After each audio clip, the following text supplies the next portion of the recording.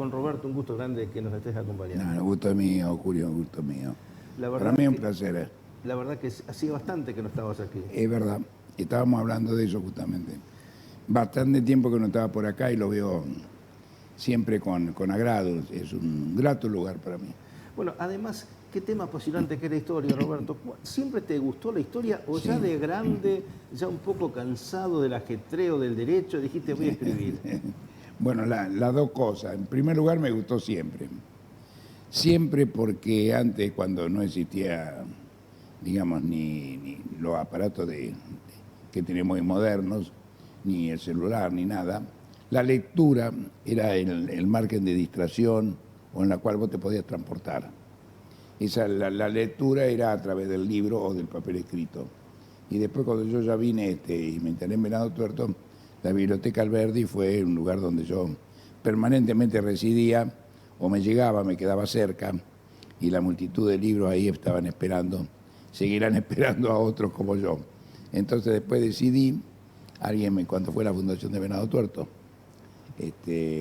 alguien sacó una serie de notas de Eduardo Casey y demás, que había logrado acceso con la familia de él. Me dijo, che, ¿por qué no juntás todo eso y lo transformás en un libro?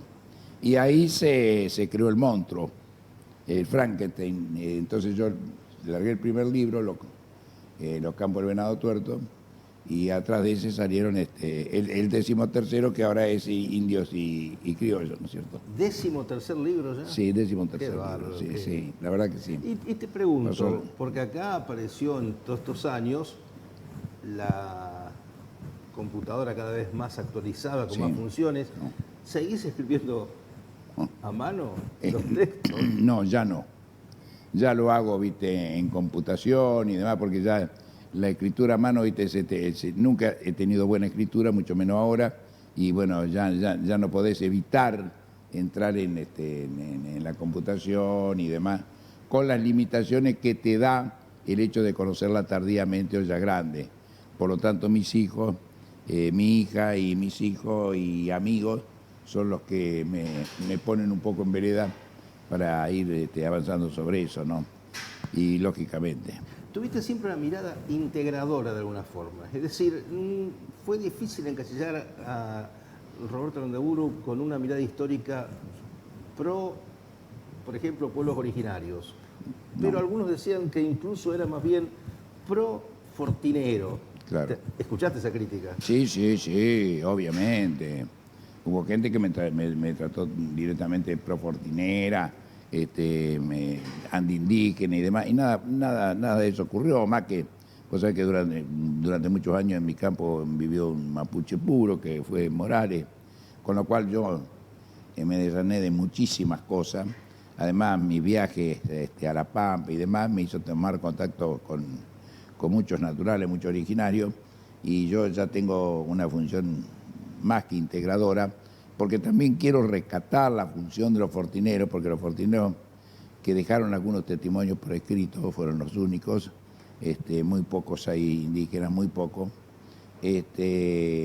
son realmente verdaderas proezas, que en este libro es a donde yo trato de volcar, porque yo una vez que voy al Archivo General del Ejército me encuentro con un cúmulo de partes militares del sur de Santa Fe. Entonces, como podía, económicamente lo hice fotocopiar a todos. Y fotocopiaron un toco así de partes que ya estaban humedecidos, algunos por la humedad. Y digo, esto va a desaparecer, se va a destruir. Me lo fotocopiaron y bueno, ahora con el tiempo y con un poco de descanso me he puesto a descifrar o a descodificar todo eso que estaba escrito en el castellano de aquel entonces, en el castellano fortinero. Y entonces ahí he podido ir sacando unas cosas tremendas, hermosas, que bueno, la he ido compatibilizando, compaginando, y ha salido el libro Indios y Criollos, ¿no? Que trata de ver las dos facetas, Correcto. la del indio y la del criollo. Pero hoy hasta un Roberto Ledesma lo vemos muy afectuoso hacia vos. Sí, ¿Qué ha ido sí. pasando? ¿Fuimos entendiendo que la historia tuvo esa Sí, dinámica y que no hay sí. que ser tantos blancos y No, negros? no, yo creo que sí. Es muy bien lo que decís vos, ¿eh? No hay que hacer tanto en blanco y negro para entender esto. Acá ha habido realmente, vos nombraste uno, Roberto Ledesma es un precursor del conocimiento de la historia nuestra, ¿no? Y como defensor, hay mucho más. defensor fuerte de lo que son los pueblos Sí, aborígenes, ¿no? sí. Él tiene un trabajo Siempre muy lo ha sido. interesante sobre Dolores Molina, por ejemplo. Sí, fantástico. Esa foto de Dolores Molina adorna un cuadro de mi casa que solamente él la pudo haber hecho, ¿no? Fantástico. Él siempre fue al rescate de esos valores, digamos, originarios o primarios, primogénitos que tuvo, digamos, la Fundación de Venado Tuerto y le dio el valor que había que darle, ¿no? Que es lo que pretendo yo con estos libros también, ¿no? Muy bien. Indios y criollos se llama este Sí. último trabajo, el número 13, Roberto Landaburu. Sí. Pero hablemos entonces primero de los indios, porque ellos estaban antes. Sí, estaban antes. Contame un poquito de ese Sí. modelo, los Mirá, indios de esas épocas, los pueblos aborígenes. Vos sabés que se da una particularidad que que recién en este libro la puedo descubrir, que los pueblos aborígenes usaron muchísimo todo este sur de Santa Fe, de una manera que nosotros no tenemos ni noción de lo que fue usado, y te lo va a dar, lo voy a tratar de ser lo más claro posible. Como ellos avanzaban hasta las cercanías de Rosario, de San Nicolás y demás, cuando venían en invasión, se llama así, para sacar ganado y demás, era toda arreada esta zona. Porque esta zona estaba, fíjate el cinturón que había, que no nos damos cuenta ahora, de la laguna acá de Los Leones, que es la laguna que está atrás de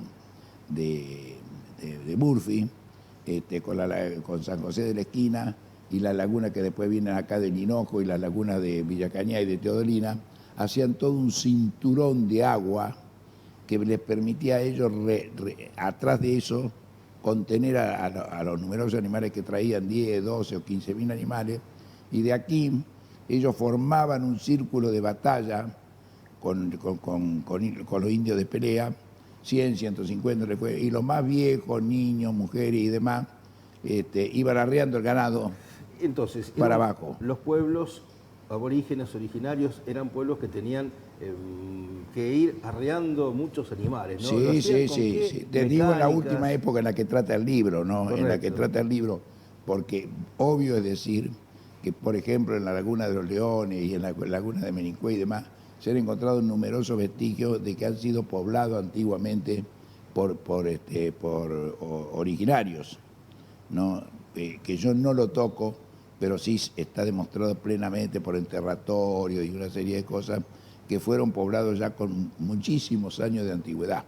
Bueno, hace poco han descubierto en Merincue también, Sí, ¿no? Han hecho hallazgos muy interesantes, muy ¿no? muy interesante. La Laguna de los Leones, Teodolina, en Menincue, se han hecho la Laguna de los Leones, la de Murphy, hallazgos muy interesantes que hablan de una antigüedad de cientos de años atrás que ha sido poblada, ¿no? Correcto. Yo me refiero simplemente a lo que me toca a mí en lo que fue en el siglo XIX. Siglo XIX. Vamos a ese escenario.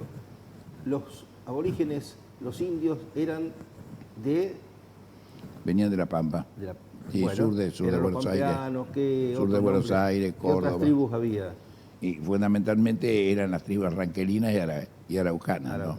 Muy bien. Tenían sus caciques, sus líderes. Sí. Sus líderes, hombres muy valerosos, muy valiosos, incluso personas muy inteligentes. Y ya durante el siglo XIX ya se había empezado a producir un mestizaje, que lo plasma muy bien Roberto Cadevila cuando hace el dibujo, no en este caso de Pumer, que era original hermano de Painé, sino que en Baigorrita, porque Baigorrita era hijo del cacique Baigorria y de una cautiva española, cristiana, le decían en aquel entonces. Y entonces Baigorrita tenía una faceta, era un hombre muy querido, excelente. Aparte de la muerte de Baigorrita, es una muerte para hacer una película, ¿no? Como el tipo muere sin claudicar. Baigorrita era un tipo que al ser criado por una cautiva, hablaba a la perfección también el idioma español. Pero cuando va a Mansilla a entrevistarlo, él habla exclusivamente en mapudungún, en su lengua. ¿A propósito? Sí, a propósito, porque él se sentía un indio. A pesar de su faceta, su fisonomía y demás, el retrato de Cadevila es formidable. Y cuando muere, muere peleando a punto tal de que es herido, y encontré un parte revelativo de su muerte, y que un sargento dijo, estando en esa soledad y viendo los cautivos, lo trataron de traer prisionero en la grupa de caballos, pero él se sacaba la venda y se tiraba de caballo. Entonces el sargento Ávila no tuvo más remedio de decir, tuvimos que degollarlo a los fines de no correr peligro nosotros en esas inmensidades, ¿no? Eso te habla claro, eso te emociona. Historia de valentía, ¿no? De valentía De superior. lealtad a su pueblo. De lealtad total a su pueblo. Dijiste el concepto inteligente, con una cultura muy específica, muy Sí, propia. sí, muy propia. ¿Qué valores rescatás de esa cultura, de habiendo visto? Bueno, estás Mira, rescatando un valor de una ética, si se quiere, ¿no? Sí. Como jefe, como líderes. Mira, la principal de toda ella es el amor a la tierra donde vivía. Que a nosotros nos falta aprender muchísimo de eso, el amor a la tierra donde vivía. Porque cuando el coronel Baigorria va y le dice ahí a Painé, mira hermano, vamos a hacer pactos con el gobierno, vamos a tener que acomodarnos y todo lo demás, él le da una enseñanza que a mí me conmociona. Cuando le dice, hermano, ¿cómo me pides que yo me vaya de aquí, me vaya de estos lugares, si ahí en esos médanos, en esos saltos, tengo enterrados los huesos de mi padre? ¿Cómo me pides eso? Claro. El amor a la tierra. El amor a la tierra. Si yo pertenezco acá están enterrados los huesos de mi padre. Son cosas que realmente te emocionan. Y viene eso. ¿Ellos qué hacían? Por ello. Hacían, desde el punto de vista de la tierra, ¿qué tipo de trabajos podían hacer? Bueno, ellos tenían varias actividades digamos así, de labranza mínima, ínfima, que habían aprendido incluso por muchos cautivos que tenían ahí, y lo demás era la crianza de ganado y el traspaso de ganado a Chile, donde lo vendían muy bien. ¿Te das cuenta? Entonces, ellos comercializaban sobre todo con Chile. Exactamente, su robo y sus crianzas también con Chile. Tenían tenían 2 o 3 pasos fronterizos. No te olvides que antes se andaba mucho a caballo y se hacían hasta 200 kilómetros por día para caballo, para que tengamos una idea, porque todo eso lo he aprendido, claro. ¿Viste? ¿Tenés idea cuántos indios había aquí en nuestro territorio en aquella época? En aquella época, la parte de acá del territorio de La Pampa y con lo que es hoy Venado Tuerto y la parte de Buenos Aires, se habla de algunos 10.000 indios, entre 8 y 10.000 indios. Bueno, que integraban, digamos, una población estimada, ¿no? En el libro hay capítulos entonces destinados a radiografiar todo lo que es... Todo lo que estoy hablando está acá. Bien, hablamos de Baigorrita. ¿Hay otro personaje que te interesa destacar? Bueno, sí, personajes me interesan destacar mucho. Baigorrita, el personaje mismo de Pumer. Pumer es tapa. ¿Por qué es tapa? Es tapa además porque... el brillante trabajo de Roberto Capdevila. Además del brillante trabajo de él era hermano de Painé, y era además un cacique también de esos que no claudicó jamás, y era un hombre de poca palabra y de mucha acción. Y además que caminó por acá incansablemente, ¿te das cuenta? Ellos intervinieron también en las guerras de Pavón, intervinieron en las guerras, ¿viste? Por la independencia nacional, estuvieron siempre presentes, por un lado o por otro, ¿no? Generalmente. Fueron grandes rosistas. Bueno, de hecho San Martín convocó a nutrir su ejército con muchos indios. Sí, ¿no? sí, con muchos indios, sí, de allá, incluso de la fila de la cordillera, con los cuales todos estaban en cierta forma emparentados por un lado o por otro, porque ellos cuidaban mucho eso del emparentamiento con los linajes que perseguían. Por eso eran los casamientos, se hacían a través de eso también, ¿no? Para mantener los linajes, digamos, no digo los contubernios, sino la confraternidad entre ellos se mantenían a través de los casamientos, que entonces eso impedía de que muchas fuerzas enfrentadas entre ellos se solucionara, porque bueno, uno de los principales estaba casado con la hija del otro.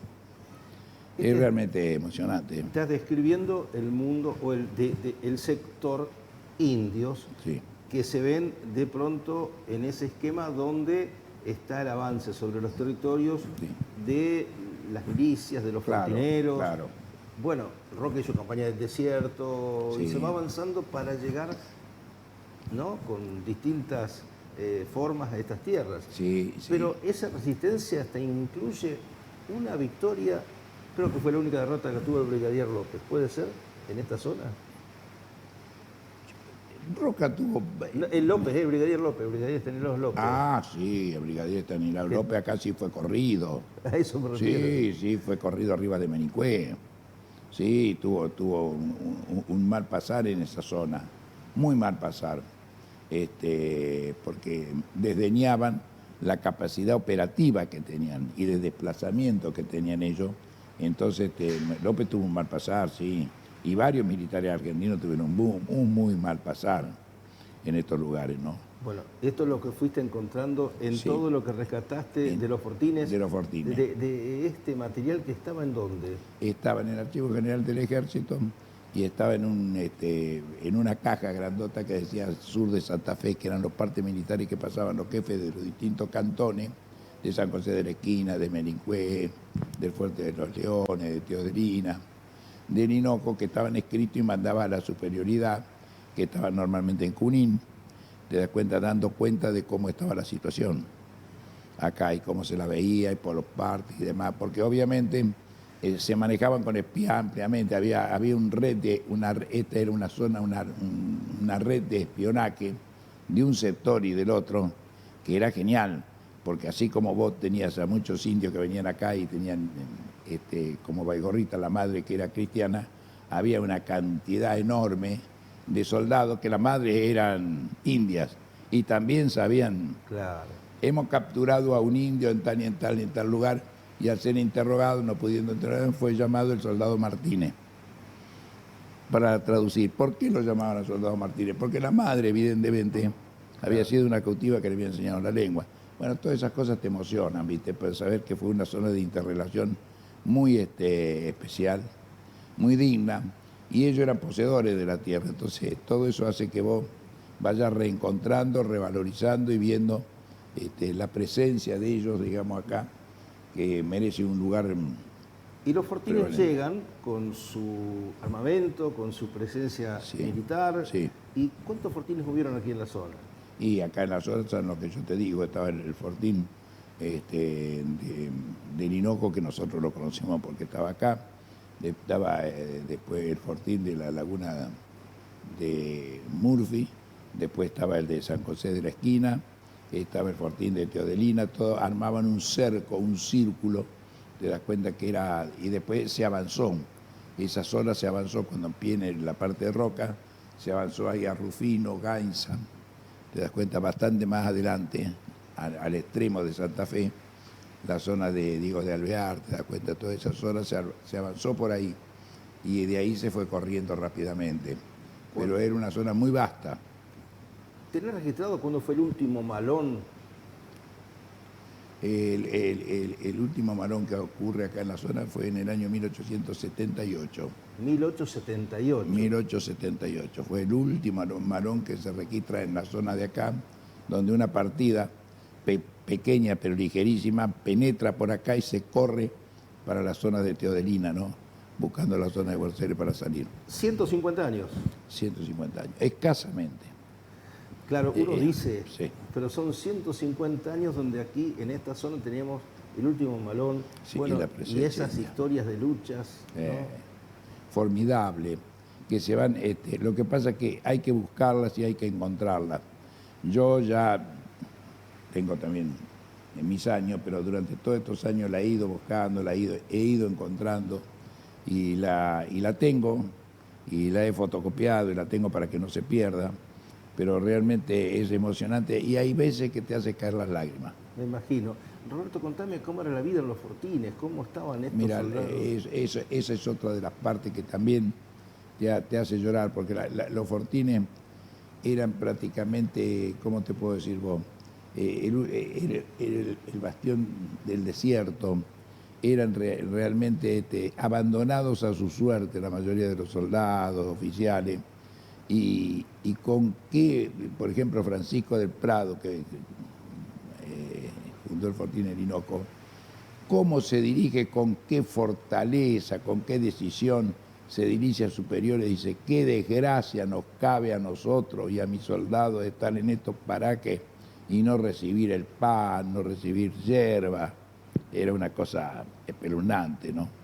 En una total soledad sin armas, sometidos a la inclemencia de todo tipo de cosas y arriba en un estado de hambre, prácticamente, uno con otro, ¿no? ¿Con qué se entretenían, por ejemplo? La vida en aquellos tiempos. La libre en aquellos tiempos, cuando ellos podían tiempo, era la caza. La caza. La caza fundamentalmente del ñandú, de algunos baguales, de los venados, ¿no es cierto?, y demás, donde eran hábiles boleadores, porque no te imaginas vos la habilidad que tenían para manejar la boleadora, que la hacían de 2 o 3 maneras. Estaba la boleadora grande, la boleadora más chica, que la hacían con plomo derretido en pocitos, en huevos de tero, derretían digamos, el plomo, y con eso tenían la boleadora ligera para el toque, y eran amplios, ¿no? Tomaban los animales a 90 o a 100 metros y algo menos, con el tiro de boleada. Y para eso, para salir a bolear, salían un grupo y hacían bastante animales, de las cuales después ellos tenían un rédito económico que era la pluma, ¿no? La venta Claro. de la pluma de los animales y todo lo de los otros animales que podían cazar. La caza era con lo cual se mantenían. Claro, uno a veces piensa, y algún deporte, algún entretenimiento. No, y el entretenimiento básico de ellos era la carrera de caballo. La carrera de caballo. La carrera de caballo. Que yo tengo un parte de un soldado o un sargento que le dice al general: déjeme correr la carrera, dice mi general, que me desafían ahí en Los Cerrillos, acá cerca de Menicue, que usted sabe que si fuera por mí la tengo gano. La tenía Soy ganada. gano, es decir, soy ganador. Ganador. Soy gano, dice, y usted no me la deja correr, dice, y yo quedo mal, porque se tenía fe en que el caballo era la prenda, no solo de defensa, sino fundamentalmente de entretenimiento. ¿Te das cuenta? Bueno, los criollos entonces abarca el universo, bueno, estamos hablando de fortineros, pero es más amplio. ¿A qué encuadrás en el concepto de criollos? Yo en el concepto criollo te enmarco a todos aquellos que tienen vida criolla, que normalmente era el criollo que todos conocemos, mezcladín y demás, y también dentro del criollo a todo el mestizaje que poblaba esto, que eran cristianos puros, que no sabían la lengua, y otros que sabían la lengua, que ya te vuelvo a repetir, era mucho más de lo que nosotros creemos, que sabían tanto una lengua como la otra, porque la comunión, la zona de encuentro estaba comunicada, estaba concurrida, era común en muchos aspectos, ¿no es cierto? Y entonces compartían desde el trago de la ginebra hasta el pedazo de pan, y fundamentalmente unido todo eso por el flete, ¿no es cierto? Porque quedaban admirados cuando miraban un flete, ¿no? Quedaban horas mirándolo. El caballo era una prenda extraordinaria.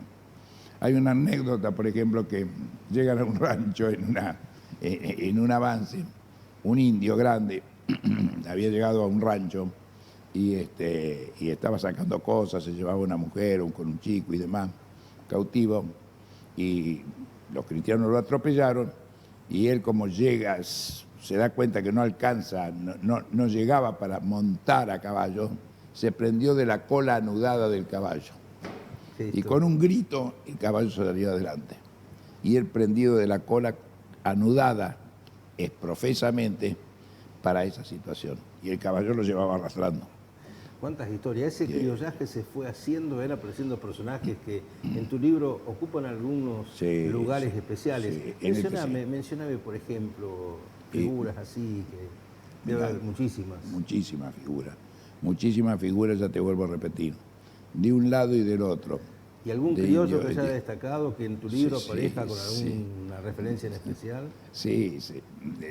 Por ejemplo, cuenta, hay anécdotas, montones, cuenta que lo llevan a la toldería a uno, y había refugiado un criollo leído, que le enseña a este otro cautivo a leer y escribir, porque él había estado en Chile y en un colegio, no sé si era jesuita o qué, le habían enseñado a leer y escribir. Entonces él en las tolderías le enseñaba a los otros cautivos y a quien quisiera a leer y a escribir, para que vos tengas un detalle de lo que significaban esas cosas. Y fue siendo este criollo un arquetipo, ¿no? Y fue siendo un modo de ir construyendo nuestra nacionalidad. Sí. Ese criollo expresa crisol de... En nuestra patria es así, y en nuestra zona mucho más, que a veces no es valorada porque no es conocida simplemente, ¿no? Porque yo creo que yo soy un ferviente admirador de que la gente que conoce admira, valora, y como en el caso tuyo, sostiene, apoya, le da sentido a toda esta presencia, conociéndola. Lo malo que yo veo a veces es que todas estas historias que permanecen cerradas y que ahora ven la luz, no se enseñe con errores y con defectos, porque obviamente vos sabés que todos estos libros tienen sus errores, tienen sus defectos, a pesar de que uno ha tratado de hacerlo con la mayor exactitud, respetando las fechas y demás, pero vos apuntaste muy bien el corto espacio de tiempo que existe desde que esto ocurrió ahora, y que mucha gente no la conoce porque acá después la invasión gringa nos tapó. Bueno, y de ahí vienen aspectos filosóficos, culturales. Sí, sí. Cuánta integración, además, que se fue dando. Religiosa. Los aspectos religiosos. Los aspectos religiosos, sí, y culturales también. Pero por eso ¿La religión jugó un rol integrador? Sí, ¿O bueno, no tanto? Yo pienso que tengo que decirte la verdad, la religión siempre fue, por ejemplo, los religiosos de Río Cuarto tuvieron una activa participación y fueron respetados y queridos por criollos y por indígenas que no, al padre Donati, por ejemplo, lo consideran una personalidad excepcional por un lado y por otro. Por uno porque rescataba cautivos y demás, y por otro porque negociaba con los indios respetándolo en su magnitud y consiguiéndole cosas que ellos le pedían. Así que yo presumo que en la mayoría tuvieron un aspecto integrador, por el sentido de la balcanización, por el sentido, digamos, del amor al prójimo, de querer al otro como a uno mismo. Yo pienso que fue positivo, de ninguna manera fue un hecho disgregador, te das cuenta. Si bien es cierto que ellos tenían sus propios dioses, sus propios, más que dioses, sus propios machís, sus propios religiosos que hacían las conexiones entre ellos y las divinidades, porque era un pueblo profundo. Indios y criollos es una buena síntesis, ¿no? Sí, una buena síntesis. Tiene un impacto y crees que es tu obra de alguna forma que sintetiza todo el trabajo que hiciste. Por lo menos parte, porque por eso puse indios y criollos, porque el indio estuvo primero, ¿te das cuenta? Correcto. O indios y los criollos vinieron después. Y de la avanzada que no entendía nada de esto, que fueron mis padres, tus abuelos o lo que fueron entendiendo muchas cosas, algunos no tanto, y otros las entendieron perfectamente bien. Claro, porque después vendría la otra etapa que también supiste abordar, sí. Los irlandeses, por ejemplo. Claro. Y las comunidades provenientes de Europa que venían acá y se encontraban. Finalmente, indios y criollos tienen que sintetizar. no confrontar, sino adaptarse o integrarse con lo que venía de afuera. Con lo que venía de afuera. Y se fue dando ese proceso. Se fue dando ese proceso, que es un proceso que todavía está vivo. Es un proceso que, aunque vos no lo creas, se va dando todavía. Porque todavía nosotros, sin quererlo, sin saberlo, muchos de nosotros, estamos practicando o usando muchas culturas o creencias o formas de curarnos de que nos están dejaron rescatando, ellos. ¿no? Se están bueno, rescatando. Merincue, que conserva en su mismo nombre una sí. referencia histórica, el cacique Merín. Sí, a pesar de que Merincue es un topónimo bien mapuche, no se permitió que se le cambiara el nombre por el de San Urbano, que si bien San Urbano tuvo su premio por la tragedia del ferrocarril, Menincue era el topónimo antiquísimo con lo cual se conocían estos lugares, ¿no? Y se mantuvo. Y todavía hay muchos otros nombres que acá se dicen, como se llamaban a determinadas zonas, que algunos a lo mejor viven en una zona donde ignoran cómo se les llamaba por... Todo esto está en el libro. Está en el libro. A ver, Es un libro, es un libro lindo. ¿Qué diría Roberto Landaburu frente a esta mirada a veces tan crítica que hacemos de nuestra historia, nuestro país, pero a la vez hemos sido capaces de ir generando esta convivencia, esta integración en algunos elementos, ya sean hasta los nombres, que hablan indios, criollos, italianos, españoles, irlandeses, todos finalmente mancomunándonos. Cuando uno observa otros países donde la lucha racial ha sido terrible, ¿no? Superada, Tremendo. vaya a saber si superada hace muy poco tiempo. Tremendo. ¿En eso no es una comparación que nos pone en valor positivo?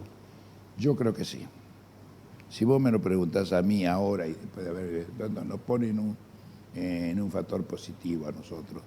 Porque si bien han existido gente que creía en el exterminio, en esto, en aquello, ha habido mucha gente que no ha sido así, que ha colaborado y que ha sentido.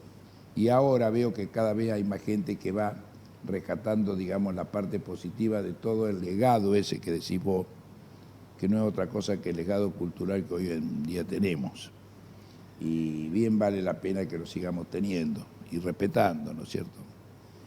Después se encuentran... Claro, hubo tiempos en que al pueblo aborigen se lo degradaba, se lo devaluaba. Sí, señor. Se lo está poniendo en el lugar que corresponde. En el lugar que corresponde. Esto también es importante consignarlo, ¿no? Sí, Porque sí.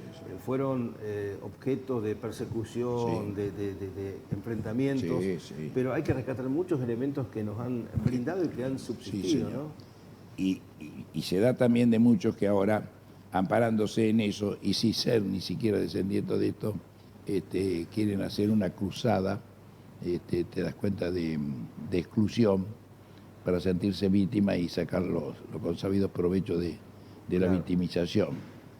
Pero yo creo que todos tenemos que bregar por la verdad, que nunca es absoluta, que siempre es relativa, y el conocimiento de todo esto, que a mí me ha llevado buena parte de mi vida, me ha llenado y me llena de orgullo, me llena de satisfacción, me pongo contento a veces con lágrimas en los ojos, como te digo yo, porque porque uno ya es un hombre grande, ¿no? Pero bien vale la pena que la gente no deje de interesarte en esto que forma parte de nosotros. Eso, 13 libros, Roberto Landaburu. 13 libros. Y seguramente estarás pensando en algún otro libro. Mientras Dios me dé vida y me dé ganas y me dé fuerza, lo haré con mucho gusto. Hablamos siempre con Cadevila, que es el dibujante de todas estas cosas, que es un gran dibujante, una gran... sabemos contarnos con Cristina Rosorio también, y hablamos mucho de esto porque a ella le gusta mucho, que tiene una mirada también. Claro. Y bueno, y tanta gente que ahora, no me acuerdo con exactitud, pero que colabora en la, Ahí digamos, está. en Te pregunto, conseguir esto. Roberto, está en pantalla, Sí. indios y criollos, ¿cómo se consigue? ¿Está en librería? Mira, indios y criollos, yo, como la presentación ha sido siempre en la Biblioteca Alberdi, he dejado ahí varios en regalo a la biblioteca para que puedan realizar una serie de reformas que tienen que hacer, y están en la biblioteca. Esto lo pueden encontrar en TIP o en la Biblioteca Alberdi. Está este libro, que vale la pena tenerlo La verdad que sí. y no se van a aburrir, por lo menos al leerlo. Destacamos tu trabajo, Roberto, la verdad que ha sido bárbaro, como siempre, un gusto tenerte. Y claro, ha sido Roberto Landaburu, como dijimos al principio, un jugadorazo que entró a la cancha, hablándonos de lo que es este concepto de nuestra historia, ¿no? Indios y criollos, el título de su último libro. Muchas gracias, Roberto, por haber estado. No, para mí es un placer, y para mí es un placer que vos te dediques a esto y a todo lo que de una forma u otra no mencioné, pero que han colaborado con esto, que sepan disculparme porque, bueno, Miguel Vitale, que era de acá y vive también en Rosario y demás, de ir a los archivos y encontrando, porque a veces encontrar un párrafo es encontrar a veces un libro, ¿no es cierto? Gracias por invitarme. Muy bien, fue Roberto Landaburu entonces aquí en el gran encuentro. Y vamos a ir al encuentro de los anunciantes que también hacen a nuestro equipo. Y la tanda va a empezar con Uchi Gabelio, que está cumpliendo 30 años, ha hecho una celebración magnífica de este evento. Y también van a aparecer las referencias a la Fiesta Provincial de la Música que va a tener lugar en Wilray. Una gran convocatoria en noviembre que va a haber en Wilray. En el gran encuentro queremos tener la palabra también de otro presidente comunal de la región, Leandro Rinaldi, desde San Eduardo, para que nos cuente de la Fiesta Provincial de las Conservas. Y luego de la pausa, la nota que Marcelo Yasuc le hizo a Darío Maruco, un hombre destacado de la comunicación de Rosario, que desde el Círculo de Comunicadores, desde su programa, tiene mucho para contar como precisamente destacado periodista que es y que por supuesto tiene mucho para decirnos. Marcelo Yasuc con Darío Maruco y luego Rinaldi hacen a nuestro